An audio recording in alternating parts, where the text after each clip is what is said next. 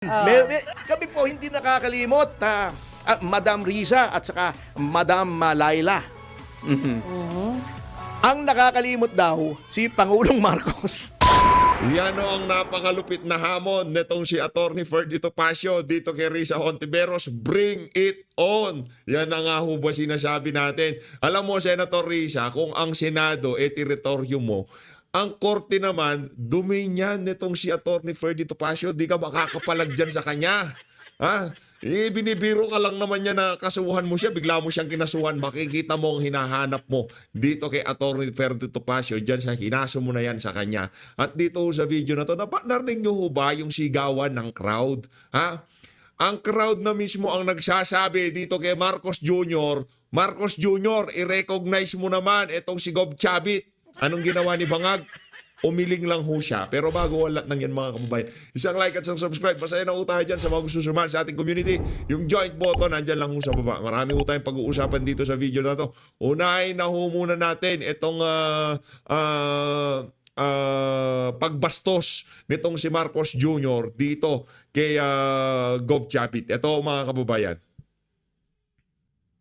Ito. Ito, Gov Chavit, hindi ho nagka-Alzheimer's itong si Marcos Jr. Hindi ho siya nagka-Alzheimer's. Masahol lang ho talaga siya sa aso. Ika nga nitong si Doc Lorraine Badoy, ang aso pagka pinakain mo, inalagaan mo, hindi ka kakagatin yan. Di ba? Ano nga yan man's best friend, di ba?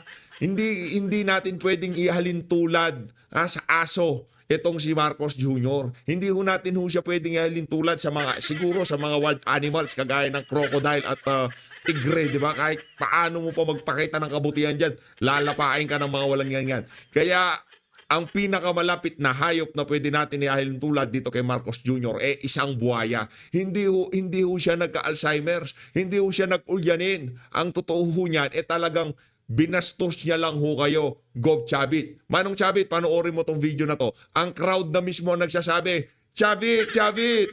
Anong ginawa niya? Hindi pa rin ho niya rin-recognize itong si Governor Chavit Singson. Ito, pakinggan nyo ito mga kababayan. Kahit ng kampanya, kahit umuulan, kahit nakabilag sa araw, kahit nakatayo sa putik, itong mga Ito makita nyo ho dito. Si Gov Chavit nandito sa gilid. Ayan Ayan, kita nyo yung kung nasaan yung araw na gumagalaw. Nandun si Gov Chavit. talaga nagsisipag magkampanya. Kaya naman, nandito sila ngayon para pagpatuloy ang kanilang pagtatrabaho at pagsasakripisyo para sa ating bansa.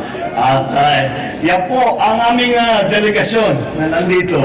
At kami po ay nandito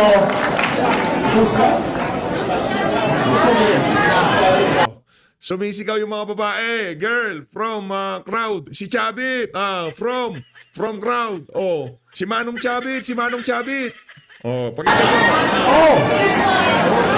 Okay. Ito, madaling i-introduce ito. Hindi ko na nakita Nasa dulo, kasama, katabi ng ating ambassador, is yung assistant to the President, Secretary Anton Landameo. Si Boy Pulbo. Si Boy CR. Si Boy Singhot.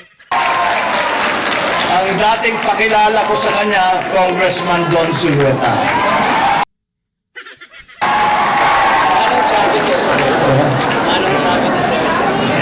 Anong sabi ni Sandro Marcos? Manong Chavit, i-recognize mo. Wala kang utang na loob. Walang yakang buhaya ka. Kulang na, batukan ka na ng anak mo Anak ng tokwa si Manong Chavit. Tatang, si Manong Chavit, batiin mo. Sumama siya dito. Anak ng tokwa. Mga eroplano niyan, pinagamit sa'yo nung panahon ng kampanya. Tapos recognize mo naman. Kaya po, ito pong delegasyon. Hindi ho talaga niya rin-recognize si Manong Chavit. Ganyan ho kabastos yang si Marcos Jr. Kaganyan ho siya kawalang pasalamat. Ganyan ho siya kawalang utang na loob. Diba? Ganyan ho kawalang yung Marcos Jr. Namin ay dinala namin dito sa Japan upang ipaliwanag na ang ating mga Nakita nyo mga kababayan, ulitin ko. Sasabihin dyan, Manong Chavit Manong Chavit. Ito, dito sa portion na to. Ulitin ko, okay? Makinig. silueta.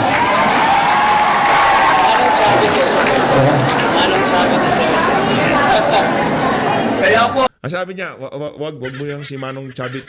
Nagka-Alzheimer's na ako. Hindi na kami batingan. Diba? Hindi natin malaman. Si dating Pangulong Rodrigo Duterte, basta nandiyan si Chavit Singson, automatic shoutout kagad sa kanya yan. Mega love shoutout kay dating Pangulong Rodrigo Duterte yan. Pero itong si Marcos Jr., si Tatay Digong, hindi niya pinakinabangan yang si Manong Chavit. Hindi niya pinahiram yung mga aeroplano niya. Hindi niya kinampanya kung saan-saan. Taong bayan talaga nangampanya kay Tatay Digong. Pero itong mama na to, naku, grabe ho. Sagad ho sa buto ang kaitiman ng budhi ng mama na yan. Ha? Lipat ho tayo kay Attorney Ferdy Topacio.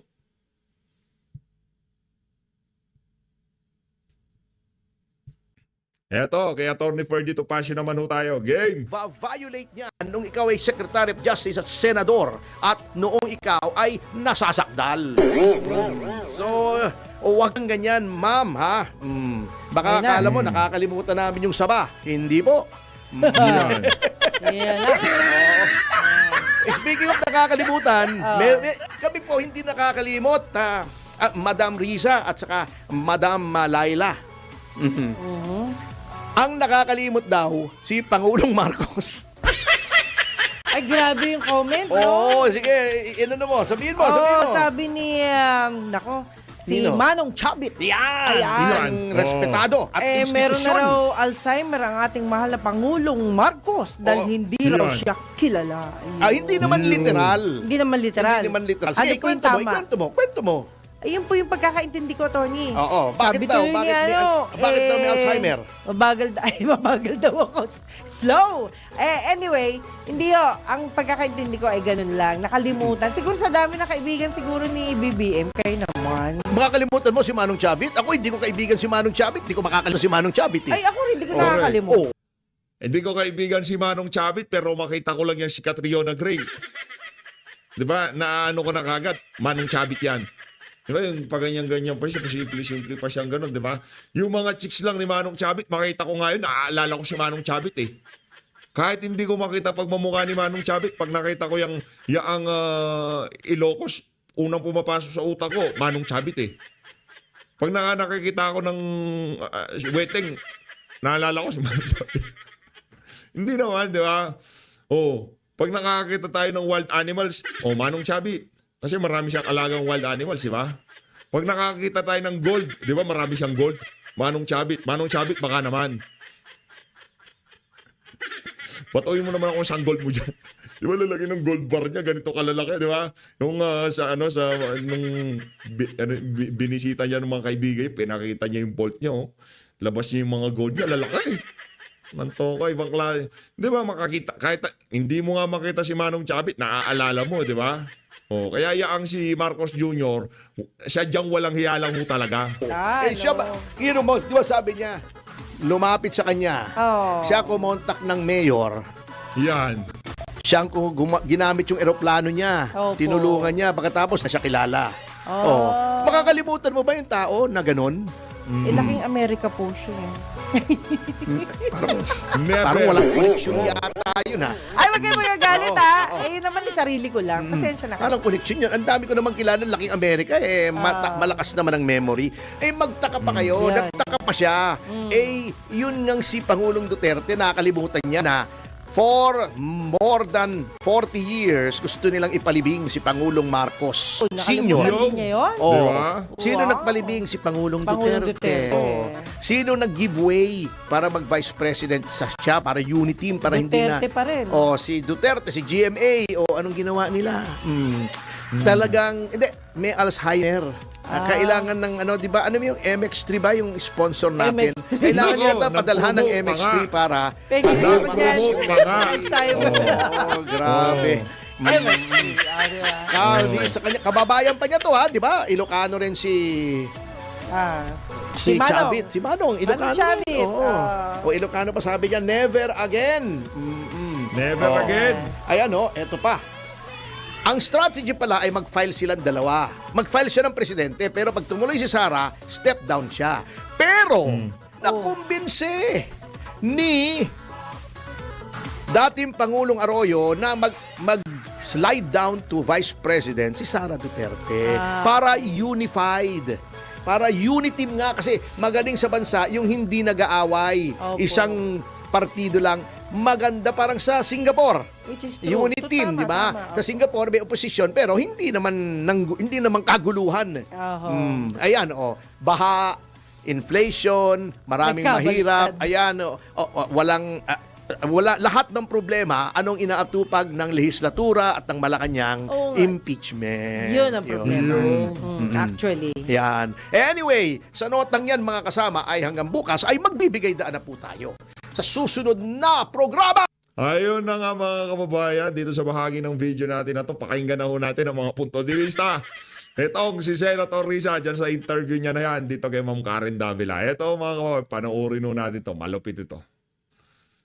Game. Filed cyber libel charges against him. But I wanted to ask you, what about perjury? Because at the end of the day, he was in a Senate hearing. He did it under oath, right? So what about the case of perjury here? Pangit ng mic ni Risa. Parang galing sa kuweba yung boses. Actually, Karen, until now, I believe he was telling the truth during Nako! the Senate hearing. Pero totoo, Tayo dyan. kung sakaling may sinabi siya doon na kahit isang kasinungalingan, he would have perjured himself dahil gaya ng binanggit mo, under oath siya noon. And speaking nga of perjury, Ang problema dito, Senator Risa, mali na naman yan eh. Yung mismong nagsabi sa Senate, ang hirap mong spellingin. Yung nagpatotoo ang bumawi, hindi yung mga vlogger na nagsabi na, ay sabi ni ganito, sabi ni ganyan. Yung mismong nagpatotoo ang nagsabi na hindi totoo yung sinabi niya sa hearing mo. Ngayon, kahit na ano pang paniwala ang sinasabi mo, ang problema dito, yung mismong witness ang nagsasabi na hindi totoo. Paniwalaan mo na gusto mong paniwalaan, pero hindi totoo yung pinapaniwalaan mo. Base doon sa pinaka-latest na pagsasalaysay nitong si alias Rene, ito naman si Sen Risa, kaya ka pinagkakamalang aanga-anga eh. Huwag ganyan. Kaya ka nasasabihan aanga-anga ka eh.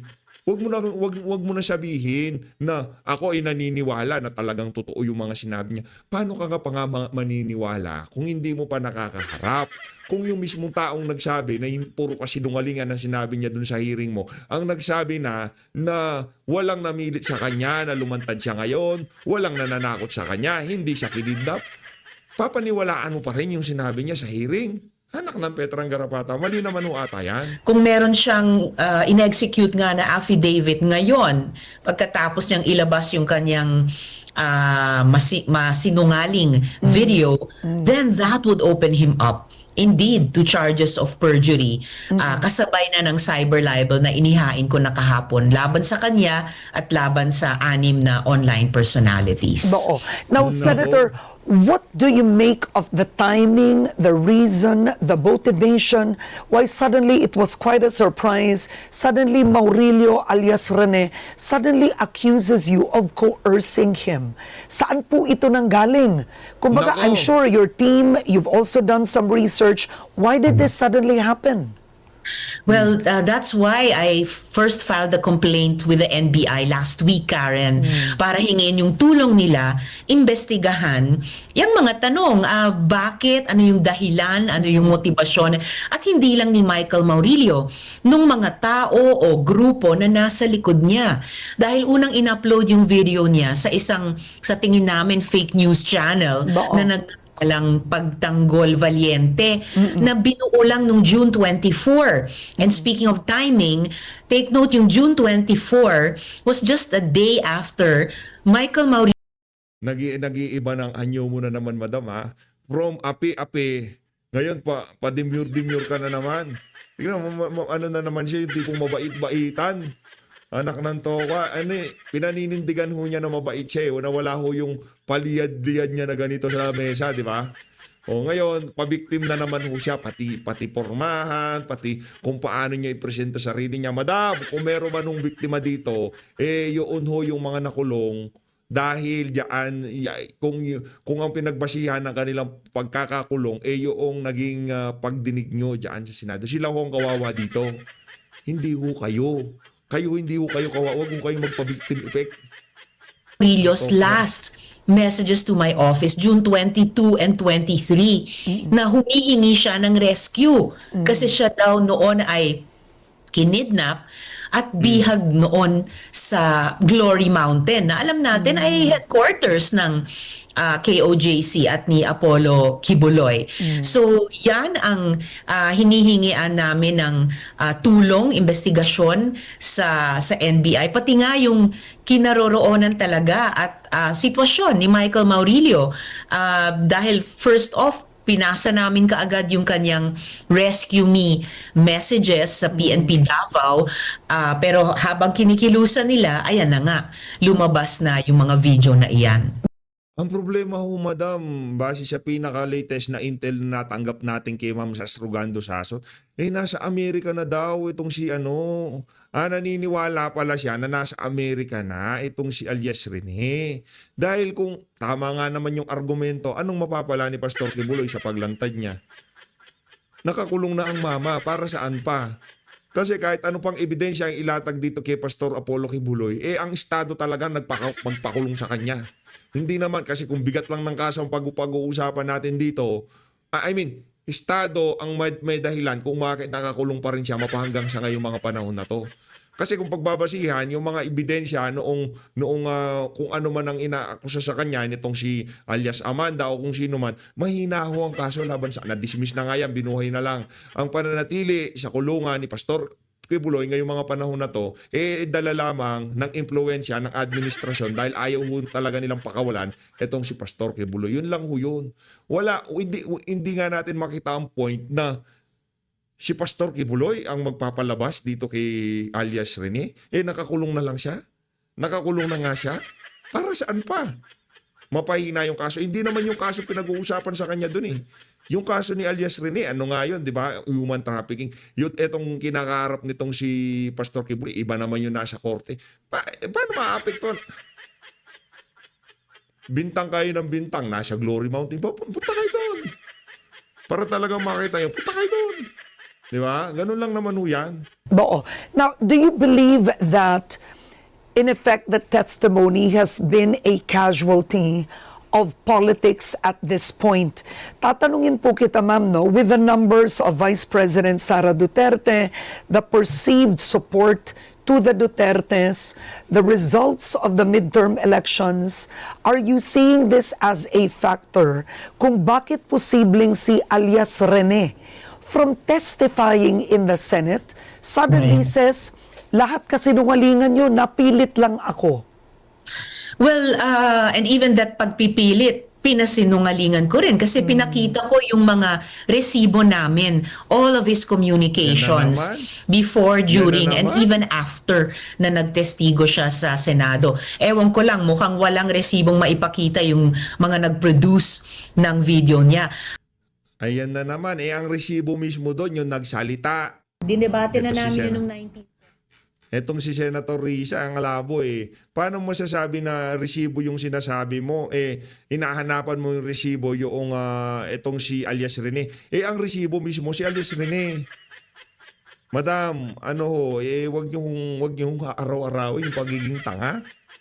Nakakaya naman ho kayo sa mga kababayan natin nakakapanood sa mga video nyo. Inaaraw-araw nyo na ho yung pagiging tanga. Nakananto ko yung resibo nyo, screenshot ho yun.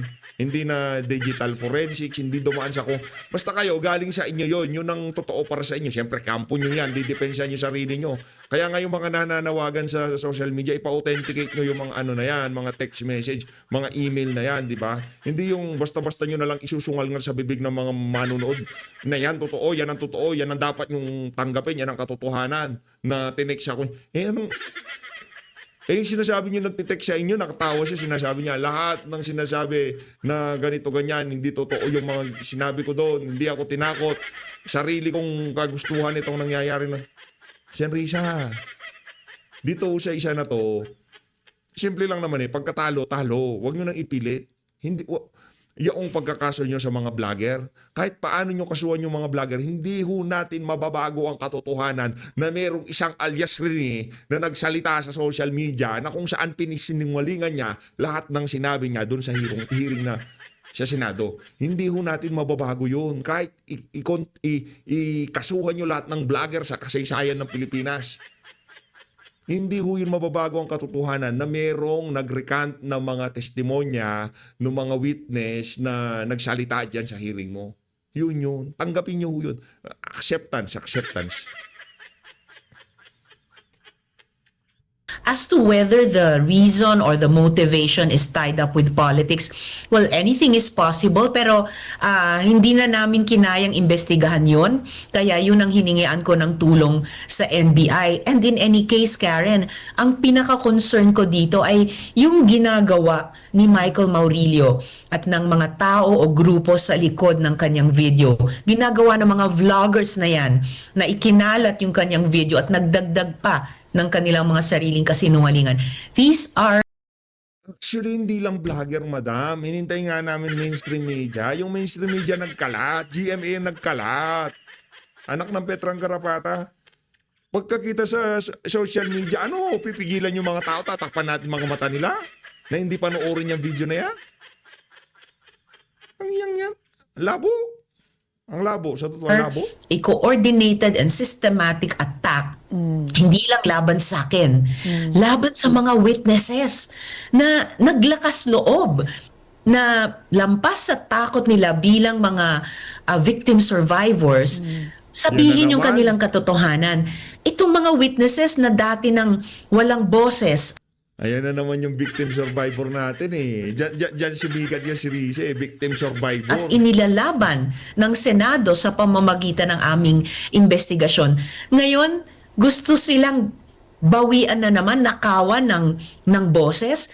These people, these groups want to bury the true stories of these victim survivors. Hindi pwede. At inaatake din nila yung integridad ng Senado sa aming Kung inaatake talaga ang integridad ng Senado, bakit ikaw lang mag-isa ang nagsampa ng kaso sa mga vlogger na to? Bakit hindi man lamang kami nakakita ng isang anino ng kasama mo diyan sa Senado? Lang yakap. Huwag mong kaladkar na Senado doon sa problema na ginawa mo. Ganun kasimple yun. Gawa-gawa ka ng problema sa sarili mo tapos kakaladkarin mo Senado? Anto ko? Daming nagagalit sa iyo, madam eh. pag-iimbestiga. Dinadamay pati yung mga staff ko at pamilya nila sa ataking ito. Hindi talaga ako papayag. Karen, they've come after me the last 9 years, but this time, sobra na sila. They've really crossed the line in going after the witnesses and insulting the Senate. Yeah, you said that. It's also insulting the Senate. I wanted to Yes. ask you before we move on to another topic. Recantation seems to be so common in the Philippines, right? Now, there are witnesses that have been forced to speak. They recant. The truth comes out. But in a Senate hearing, do you believe there should be stiffer penalties for hypothetically not speaking the truth in a Senate hearing and suddenly at a more convenient time recanting? Well, as I said earlier, Karen, hanggang ngayon, naniniwala ako na nagsasabi ng totoo si Michael Maurilio o alias Rene nung O ganito na lang, madam. Alimbawa, sasabihin ng taong bayan dito na mas naniniwala kami doon sa huling video na ilinabas ni alias Rene. Anong gagawin natin? 'Di ba? Yan eh. Paniwalaan mo na gusto mo paniwalaan. Kaso, ang problema dito, yung pinapaniwalaan mong version, yung nag-iiyak doon sa hearing. Tapos, naglabas ng panibagong video, itong mama na to, na kung saan, very confident siya. Wala siyang binabasang script o kung ano pa man. At sinasabi niya, walang nag-utos sa kanya, di ba, hindi ko tayo nakakita ng pangangamba doon sa mata nitong si alias Rene nung nagsasalita siya doon sa kanyang video. Nakuha niyo ba mga kababayan? Kasi lilitaw at lilitaw yan pagka medyo natatakot, yung pinilit, o kung, di ba, kung ano pa man yung sinabi sa kanya para sabihin niya yung mga kataganan. Wala akong nakita na gano'n yung ating mga kababayan. Ika nga, nasa utak mo lang yan, Sen Risa. Ang problema dito, napagtripan ka rin ng mga bangag. Ako, naniniwala ako doon sa teorya nitong si Ma'am Sas na kung saan talagang itong si Risa, tinatrabaho na siya ng administrasyon na, di ba, pinuprotektahan niya. Di ba? Hindi niya nga mabanatan si Marcos Jr. eh. Naniniwala ho tayo, dinodouble cross na tong si Risa, ng mga kaibigan niya sa administrasyon. Pumuporma ka, ha? Gusto mong maging presidente, ha? O ngayon pa lang wawasakin ka na namin. Wala kami dapat makalaban sa 2028. Masyado ka kasing bida-bida, madam. Marap siya sa amin sa Senate Committee on Women. Yung kung may sino mang resource person sa Senate hearing na magsinungaling, pwede nga silang habulin pagkatapos ng perjury dahil nga nanunumpa sila bago ang hearing na magsasabi sila ng totoo. And as for stiffer penalties, I think bukod sa pagsingil namin ngayon kay Michael Maurilio na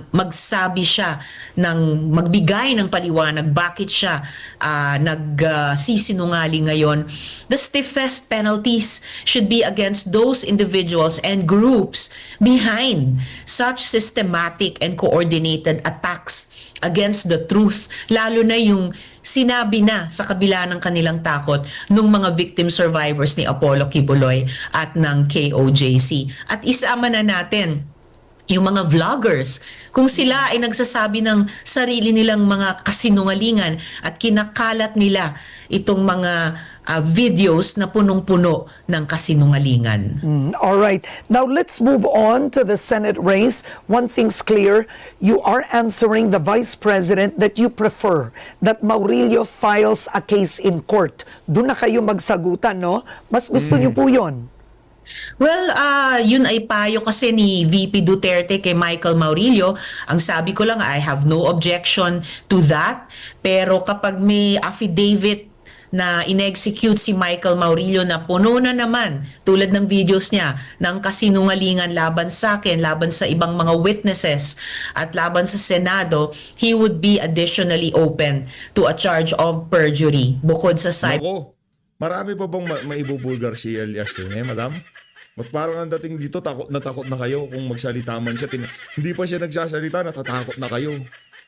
Binabalaan nyo na, no? libel na inihain ko na sa kanya kahapon. And in any forum, Karen, the truth can stand up for itself. At hanggang ngayon, pinaninindigan ko yung katotohanang inilabas namin, pati sa pamamagitan ni Michael Maurilio noon at ng mga 13 pang ibang mga witnesses. So he's not the only, not even the star witness. But I stand by yung mga findings at recommendations ng aming committee report, draft committee report, dun sa investigasyon namin laban kay Apollo Kibuloy at sa KOJC. Okay, my last on this issue is, do you believe that these are moves to silence you? A story was brought out, it was decoded, and the time that he came out with his supposed recantation is it got on that same day, right, on social media, carried by several vloggers that support Duterte. In other words, using the same produced video, using the same story, saying, ayan, huminto ka na, Senator Ontiveros, tapos ka na, etc. You are the boldest. At this point, they would describe the bravest when it comes to criticizing, investigating the Duterte administration. Kahit ituloy nila, and I believe itutuloy nila ito, Karen, and marami nakapansin, massive yung attacks na ito online mula sa maraming vloggers, maraming sources inside and outside the country. Talagang kinalat immediately itong video na ito, itong content nila na pinroduce kay Michael Maurilio. Pero alam naman natin yung katotohanang sinabi nung mga victim survivors na yon, tungkol sa dinanas nila sa kamay ni Apollo Kibuloy at ng KOJC. Tumulong yung iba't ibang tao at grupo sa loob at sa labas ng Senado para masabi nila ang katotohanan ito. Tumulong ang Senado para bigyan sila ng safe space na maghanap ng hustisya. Yang lahat ng iyan, kahit ituloy pa at palakihin pa ng mga kaaway ng katotohanan, di nila mapapatahimik yung mga true stories ng mga taong ito. And I'm proud. Hindi natin Ayun, di mo nga napatahimik ang true stories ng mga tao na yan. Di ba? Ano pa lang ho yan sa tingin natin, ha? Marami pa sa mga naging witness ang kakagat doon sa offer na ibinigay ng kung sino man ang kalaban ni Risa. At sigurado ako hindi si Pastor Kibuloy yun. Wala siyang kapangyarihan ngayon na gawin niya tong ang dami ng problemang kinakaharap ni Pastor. Hindi niya na ika nga nakakulong na siya, wala siyang mapapala dyan. Yung mga tumabaho dyan, naniniwala tayo doon sa sinabi ni Ma'am Sas, nakasama din itong si Risa Hontiveros. Sino pa kaya dito sa mga witness na to ang kakagat doon sa offer na US citizen ka kagad? Di ba? Bibigyan kanila ng pasaporte ng Amerikano. Basta ilaglag mo lang si Risa. Sabi ni Ma'am Sas, di ba, doon sa naging live nila nitong si Labanat Bay, ang basa ni Ma'am Sas dyan, talagang ang trumabaho kay Risa, yung mga kasamahan din niya. May kakayahan ba si Pastor Kibuloy na magbigay ng US residency? Wala ho. Hindi nga pwede pumunta doon Pagkakaalam natin, inaano din siya doon, hinahunting din siya doon. Madami din galit sa kanya doon. Paano yun? Itong si Alias rin sabi ni Ma'am Sas, naniniwala siya na nasa Amerika na siya. Paano mo pa siya hahabulin? Yung ginawa kay Garma, ginawa din kay Alias rin That the Senate Tayo dyan. will continue to stand by them. All right, let's talk about the 20th Congress very briefly. There are Ayan, reports mabilis lang. that Senator Bam Aquino and Senator Kiko Pangilinan will be Nako. siding with the majority or possibly voting for Iniwan Senate si President Risa, Cheese kawawa, Escudero. What does this mean for Yikes. you and the minority? What happens now? Well, lahat ng iyon, Karen, will be finalized on the morning of July 28, yung opening of session. That's when each and every one of us senators will decide and cast our vote for about which block in the Senate will we be joining. Merong mga sasama sa majority, merong magbubuo ng minority. There's still a third option I had thought about early on, na kung hindi ako sasama either sa majority or minority, tumayo bilang independent senator. So bawat isa sa amin responsable at accountable sa aming mga desisyon. Kung I cannot speak for any of my colleagues, kahit pa yung dalawang pinakamalapit sa akin, guess it's best to ask them eventually kung ano yung magiging desisyon nila at kung ano yung kanilang gagawin o di gagawin. I do look forward to working with them in any and all capacity sa mga common advocacies namin sa loob ng Senado. Pero para sa Senator, I can only speak for myself. Senator, I Yes. wanted to ask you, you campaigned for them vigorously. I Yes, mean, I you did. were, in a way, you were quite popular at this point in time when you went all out campaigning for them. Do you feel a sense of betrayal? No, I don't feel a sense of betrayal kasi just as I can speak only for myself, yung sarili ko lang kalooban ang pwede kong panghawakan. I respect whatever decision my colleagues, even my closest colleagues will make. And para sa akin, I just keep my eye on the ball, which is patuloy na palakasin yung opposition, di lang sa loob, pero lalo na sa labas ng Senado. And I will continue to apply myself to that task. Okay. And I thank you, sabihin mo. Ayun na nga mga kababayan, dito na ho natin tatapusin ang interview na yan. Itong si Risa Hontiveros dito kay Ma'am Karen Davila. Ang bottom line dito, Ma'am Sen Risa, tanggapin nyo na ho ang katotohanan na yung kakarampot yung kredibilidad, naglahong parang bula dyan sa paglantad na yan. Inalias rin. Pigilan nyo na kasi yung kakaganyan-ganyan nyo sa lamesa. Yung tuloy pinag-iinitan kayo ng mga kaibigan nyo sa admin. O kayo sasagpangan na dyan. As always, maraming salamat po sa pag-support sa PH Update. Mag-ingat po kayong lahat. Mahalin natin ang Pilipinas. Maraming salamat po mga kababayan.